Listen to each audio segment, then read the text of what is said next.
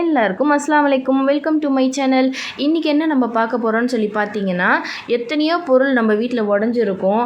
அதை எல்லாத்தையும் ஈஸியாக எப்படி நம்மளே சரி பண்ணலாம், எப்படி எல்லாத்தையும் நம்ம ஒட்டலான்றது தான் நம்ம பார்க்க போகிறோம் இந்த வீடியோவில். நம்ம சேனல் இப்போ தான் நீங்கள் ஃபஸ்ட் டைம் பார்க்குறீங்க அப்படின்னு சொல்லி சொன்னீங்கன்னா மறக்காமல் சப்ஸ்கிரைப் பண்ணிக்கோங்க. அந்த பெல் ஐக்கனை கிளிக் பண்ணி வச்சுக்கோங்க. அப்போ தான் நான் போடுற புது வீடியோஸ் எல்லாமே உங்களுக்கு நோட்டிஃபிகேஷன் வரும். வாங்க இப்போ நம்ம வீடியோக்குள்ளே போகலாம்.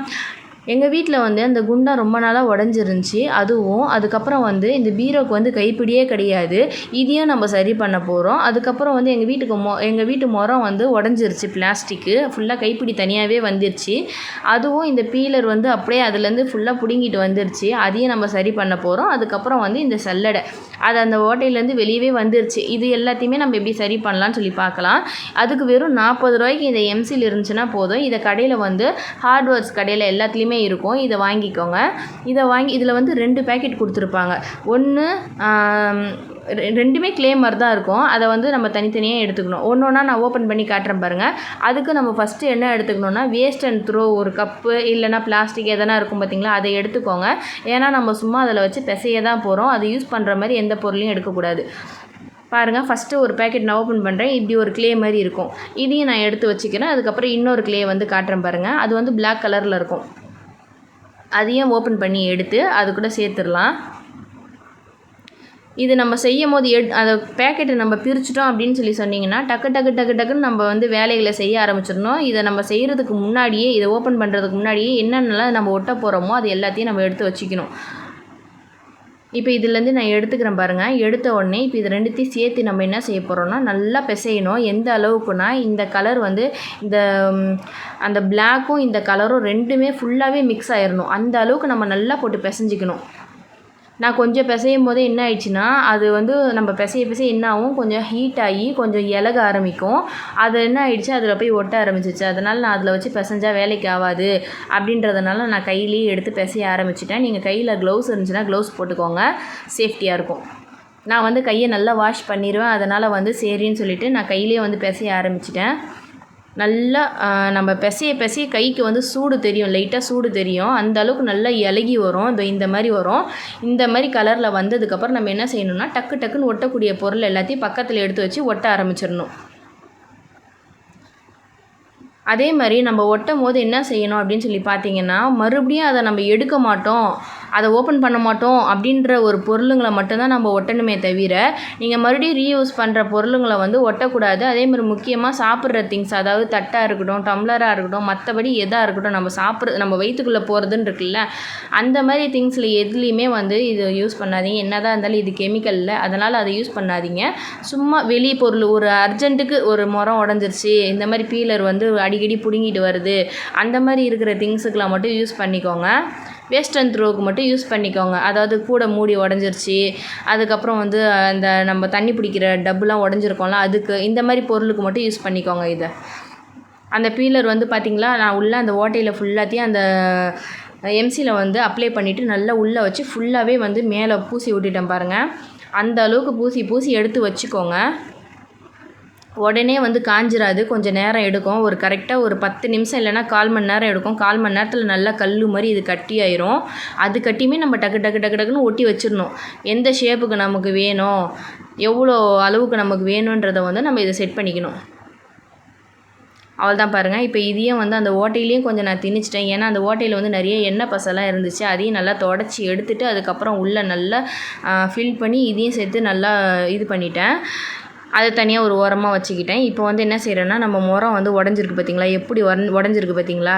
இப்போ நம்ம என்ன செய்வோம், இதை தூக்கி போட்டுட்டு புதுசு வாங்குவோம். ஆனால் இந்த எம்சில் இருந்துச்சுன்னா ஈஸியாக நம்மளே ஒட்டி மறுபடியும் ரீயூஸ் பண்ணலாம்.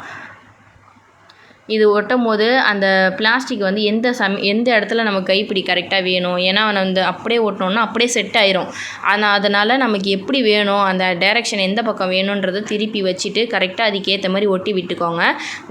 உடஞ்சதில் மட்டும் ஒட்டாமல் அதை விட கொஞ்சம் ஒரு 1/4 இன்ச் அளவுக்கு முன்னாடியும் 1/4 இன்ச் அளவுக்கு பின்னாடியும் எக்ஸ்ட்ரா இருக்கிற மாதிரியே நம்ம ஒட்டிக்கணும். அப்போ தான் ஸ்ட்ராங்காக பிடிச்சிக்கும். பார்த்திங்களா, இந்த மாதிரி நல்லா கெட்டியாக ஒட்டிக்கோங்க. ஏன்னா நமக்கு கம்மியாக உடஞ்சிருச்சுன்னா கம்மியாக இது பண்ணிக்கலாம். நமக்கு நிறைய உடஞ்சிருக்கு இல்லையா, அதனால் அதுக்கேற்ற மாதிரி கொஞ்சம் நிறைய அப்ளை பண்ணிக்கோங்க. நம்ம முறம் ஒட்டும் போது அந்த கைப்பிடி வந்து முன்னாடியோ பின்னாடியோ கொஞ்சம் இழுத்து வச்சிடாமல் கரெக்டாக அதுக்கேற்ற மாதிரி நம்ம திருப்பி வச்சுட்டு செட் பண்ணுற அளவுக்கு ரொம்ப அதிகமாக உடஞ்சிருக்கிறது வந்து கொஞ்சம் கையை வச்சு பிடிச்சிக்கிட்டே இருங்க. ஒரு 5 நிமிஷமாச்சும் கொஞ்சம் காயிற வரையும் நம்ம பிடிச்சிக்கணும். இல்லைன்னா அது ஸ்டெடியாக நிற்கிற அளவுக்கு எதனா ஒரு திங்ஸை வந்து பின்னாடி முட்டு கொடுத்து வச்சுக்கோங்க. இதை பாருங்கள், இப்போ நான் முட்டு கொடுத்து வச்சுருக்கேன் பார்த்தீங்களா, அந்த கைப்பிடியும் ரொம்ப பின்னாடி போகாத அளவுக்கு நான் கரெக்டாக லெவல் பண்ணி வச்சுருக்கேன் பாருங்கள். அவ்வளோதான், இதையும் ஒட்டியாச்சா. இப்போ நம்ம என்ன செய்ய போகிறோம், பீரோவுக்கு வந்து கைப்பிடி இல்லைன்னு சொல்லி சொன்னோம் பார்த்தீங்களா, இப்போ பீரோவுக்கு நம்ம கைப்பிடி தான் போட போகிறோம். இப்போ அந்த பீரோவோட கைப்பிடி இருக்குது பார்த்தீங்களா, அந்த இடத்துல வந்து நான் இந்த எம்சியில் வந்து ஒரு ஃபஸ்ட்டு லேயரை வந்து மேலே போட்டுட்டு பின்னாடி பக்கம் ஃபுல்லாக பிடிச்சிக்கிற மாதிரி ஒரு லேயரை வந்து செட் பண்ணிக்கிறேன். நான் ஃபுல்லாத்தையும் அப்படியே போட்டு கவர் பண்ணிட்டேன். அதுக்கு மேலே ஒரு லேயரை போட்டு நான் என்ன செய்ய போகிறேன், இப்போ அதுக்கு நான் டிசைன் கொடுக்க போகிறேன். இப்போ இந்த மாதிரி ரவுண்டாக நம்ம பண்ணி எடுத்துக்கலாம். பண்ணி எடுத்துகிட்டு அதுக்கப்புறம் வந்து இதை ஃபுல்லாக அப்படியே சுற்றி விட்டு ஒரு பிசைஞ்சு அதுக்கேற்ற மாதிரி ஒரு லெவல் கொண்டு வந்துக்கலாம். நம்ம என்ன டிசைன் வேணால் நீங்கள் போட்டுக்கலாம், உங்களுக்கு கைப்பிடிக்கு தகுந்த மாதிரி என்ன டிசைன் வேணால் போட்டுக்கோங்க. ஆனால் வந்து நான் ஃபஸ்ட்டு இப்படி நீட்டாக நம்ம லாக்கர்லலாம் வரும் பார்த்திங்களா, அந்த மாதிரி நான் போடலான்னு பார்த்தேன். ஆனால் என்ன ஆயிடுச்சுன்னா கொஞ்சம் அதிகமாக இழுக்கும் போது அது கெட்டியாகிற வரையும் நம்ம ரொம்ப நேரம் பிடிச்சிட்டு இருக்க வேண்டியதாக வரும். அதனால் அந்த டிசைன் வேணான்னு சொல்லிவிட்டு நான் ஒரு 4 ஸ்டார் இருக்கிற மாதிரி ஒரு டிசைன் வந்து நான் செலக்ட் பண்ணிக்கிட்டேன். பாருங்கள், இந்த மாதிரி ஒரு ப்ளஸ் சிம்பிள் மாதிரி போட்டிருக்கேன் பாருங்கள். ஏன்னா கொஞ்சம் இது ஈஸியான மாடலும் இது தான், நம்ம திருப்புறதுக்கும் கொஞ்சம் நல்லா சூப்பராக இருக்கும். அது நம்ம என்ன தான் அட்ஜஸ்ட் பண்ணி வச்சாலும் கொஞ்சம் வழுக்குன்னு வலிக்கி வர்ற மாதிரியே இருக்கும். அது கொஞ்சம் செட் ஆகிற வரையுமே போட்டு அமுக்கி அது ஒரு ஷேப்புக்கு கொண்டு வந்து அது இது பண்ணுறதுக்குள்ளே ஒரு வழி ஆயிரும். ஆனால் இதை நம்ம செட் பண்ணிட்டா சூப்பராக ரெடி ஆயிருங்க. அவ்வளோதான், நமக்கு இது ஃபினிஷிங் டச் முடிஞ்சாச்சா. இப்போ என்ன செய்யணும், அதுக்கு டிசைன் எதனா நம்ம கொடுத்துக்கலாம். மொட்டையாக பார்க்க நல்லா இல்லைல்ல. அப்போ வந்து நான் என்ன செஞ்சுக்கிட்டேன், ஒரு பட்டன் என்கிட்ட இருந்துச்சு அழகாக ஜிகின்ட்டு. அதை என்ன செஞ்சுட்டேன், நடுவில் வந்து ஒரு டிசைனுக்கு நான் கொடுத்துக்கிட்டேன். உங்ககிட்ட ஜிகினா இருந்துச்சுனாலும் நடுவில் பள்ளம் பண்ணி அதில் ஜிகினாவை கொட்டிக்கோங்க. மற்ற எதனா ஒரு பட்டனு டிசைனாக எதனா இருக்கும்ல, அது நடுவில் கல்லோ இல்லை ஸ்டோனோ எதனா ஒன்று அழகாக வச்சுக்கோங்க, பார்க்க அழகாக இருக்கும். இது லாஸ்ட்டாக என்ன செய்யணும், இப்போ நம்ம செட் பண்ணிக்கிட்டதுக்கப்புறம் இது காஞ்சதுக்கப்புறம் லைட்டாக ரொம்ப காய விட்டுறாதீங்க. கொஞ்சம் காஞ்சி கெட்டியாக ஒரு தன்மை இருக்கும் பார்த்திங்களா, அந்த சமயத்தில் என்ன செய்யணும், அந்த கை ஈரப்பதம் இருக்குது பார்த்திங்களா, அதை வச்சு அப்படியே நம்ம நல்லா தேய்ச்சி விட்டோன்னா அந்த விரிசல்லாம் இருக்குது பார்த்திங்களா, விரிசல் ஃபுல்லாகவே வந்து சூப்பராக நமக்கு அப்படியே முழுன்னு அழகாக கிடைக்கும். அதை வச்சு நல்லா தேய்ச்சி விட்டு நம்ம ப்ரெஸ் பண்ணிக்கணும், சூப்பராக வந்துடும்.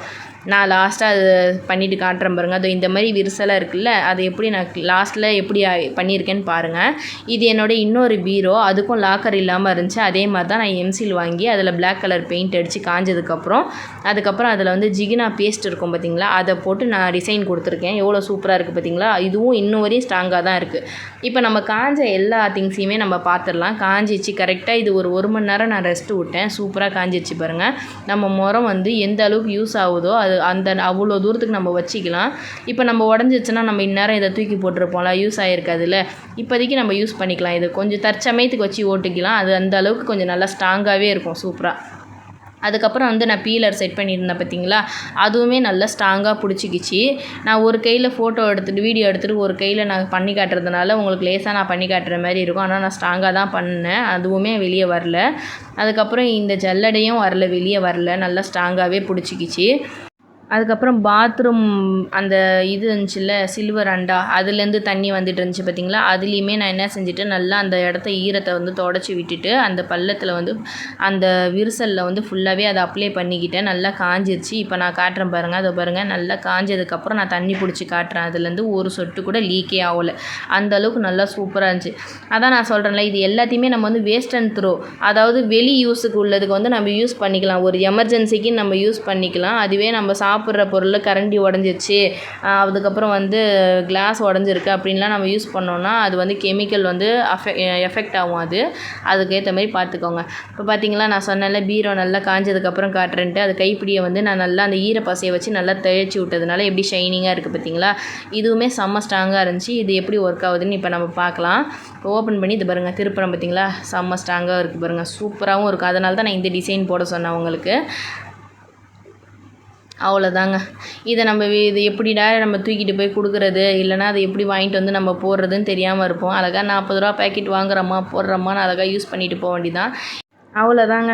இந்த மாதிரி பயனுள்ள வீடியோவுக்கு நம்ம சேனலில் லைக் பண்ணுங்கள், ஷேர் பண்ணுங்கள், மறக்காமல் சப்ஸ்கிரைப் பண்ணி வச்சுக்கோங்க. நெக்ஸ்ட் வீடியோவில் நெக்ஸ்ட் டிப்ஸோடு உங்களை சந்திக்கிறேன். அஸ்ஸலாமு அலைக்கும். தேங்க்ஸ் ஃபார் வாட்சிங்.